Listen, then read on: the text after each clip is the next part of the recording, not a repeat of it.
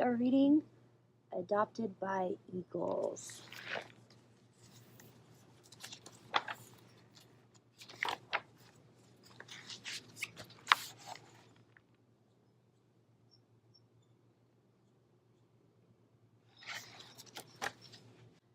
During the old buffalo days, two young men sometimes formed a special friendship. They became Colas, friends. Colas swore to do everything together, to look after each other's family, to help each other hunt, to share everything to the last morsel of food, and, if it had to be, even to die in the defense of his friend. They tried to keep the four virtues in their thoughts: bravery, patience, kindness, and wisdom. Being Colas was a difficult and sacred relationship. There were two young men called White Hawk and Tall Bear. They were Colas, friends.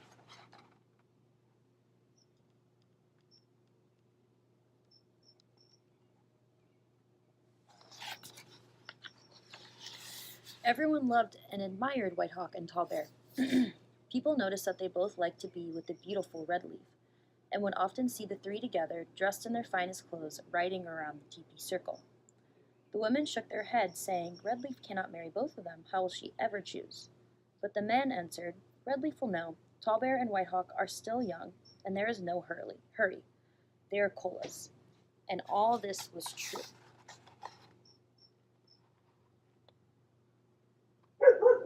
One day, White Hawk said to Tall Bear, "Friend, last night while I slept, I had a good dream. I dreamed that we captured horses from our enemies. I saw we had many, many beautiful horses, and they were of every color. It's true. In my dream, I could hear people cheering us. It's surely a good sign. Let's go, just you and me together. Let's bring all those horses home." Tall Bear replied, "Yes, let's go. You are my Cola. Whatever you want to do, I want to do it with you."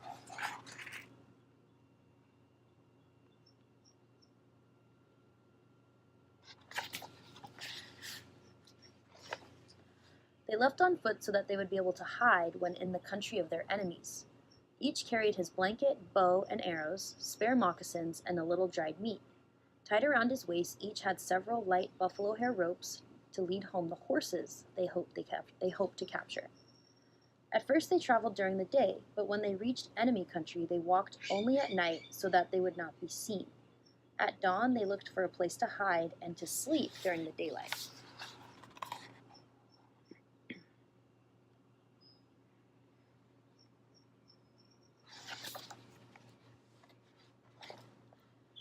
Night after night they walked, but they could not find the camp and the horse herds of their enemies. There was not a sign of them anywhere. Disappointed and hungry, and very tired with walking so far, they turned back towards home.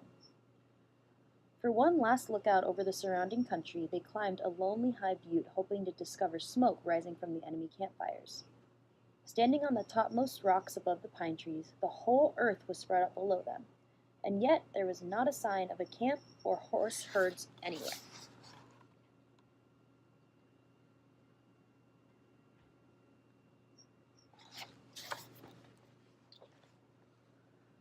They saw a nest with two young eagles on a rocky ledge below them.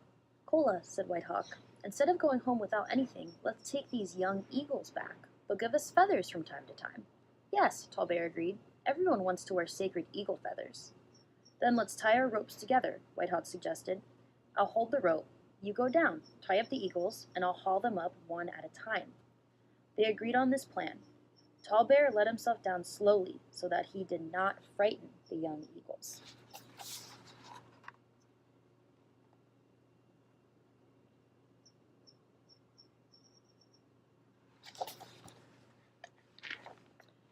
Just as Tall Bear reached the pile of sticks, which was the nest, his friend jerked the rope out of his hands and pulled it out of his reach.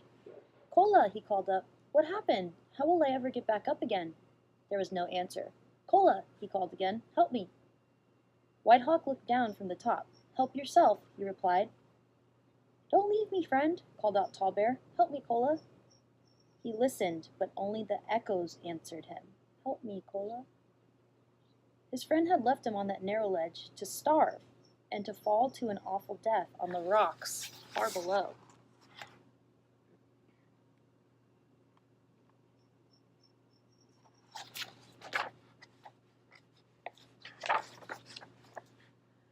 Tall Bear crouched at one side of the nest. At the other side, two young eagles hissed and screeched at him.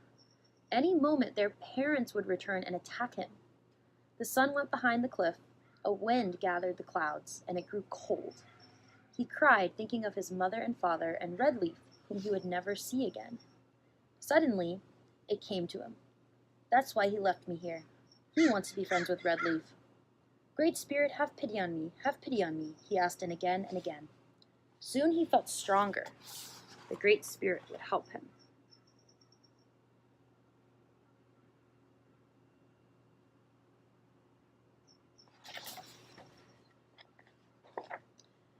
Tall Bear did not die. The young eagles made them their brother.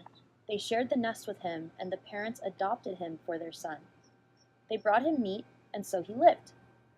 The day came when the young eagles had grown their feathers and wanted to fly from the nest. Tall Bear prayed, "Have pity on me, I want to live."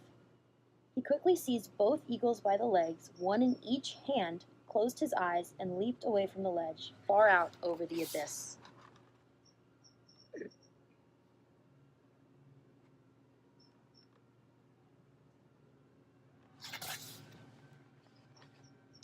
His eagle brothers carried him to earth.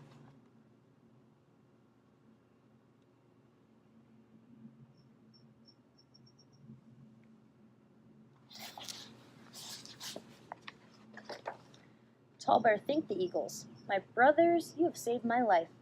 When the leaves fall, I will bring you gifts." By the time he reached home again, he was tired and hungry, and his clothes were tattered. Everyone was excited to see him. They thought he was dead because Whitehawk had told them that his Kola had been killed by the enemy. When Tall Bear returned, Whitehawk fled from the village and was never seen again. People wanted to pursue him, but Tall Bear told them not to. "He is my Kola," he reminded them.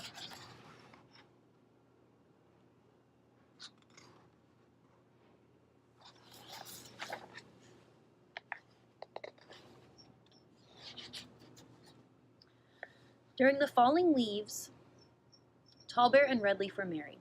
Tall Bear told Redleaf, "I promised my eagle brothers I would return with gifts. Let's go together." He stood again on top of the lonely butte, Redleaf beside him. The nest was empty, the eagles were gone. He took his pipe and offered it with outstretched arms to the sky. Turning, he gave the eagle's cry to each of the four winds. In a little while, up among the clouds, two black specks were making circles, soaring closer and closer, even larger. Two magnificent young spotted eagles landed on the rocks close by. Tall Bear and Redleaf gave the eagles dried meat mixed with berries, which is called wasna, and tied ribbons to their legs. "My brothers," said Tall Bear, I am glad we are all here today. You are wise, you see everything in the heavens and on the earth. You give your feathers for everyone to wear, and you carry your thoughts high above to the Great Spirit." Redleaf said, "We are two-legged people, and your eagle nation are relatives, always." And so the relationship was made new again. This is the story the wise one used to tell. That's it.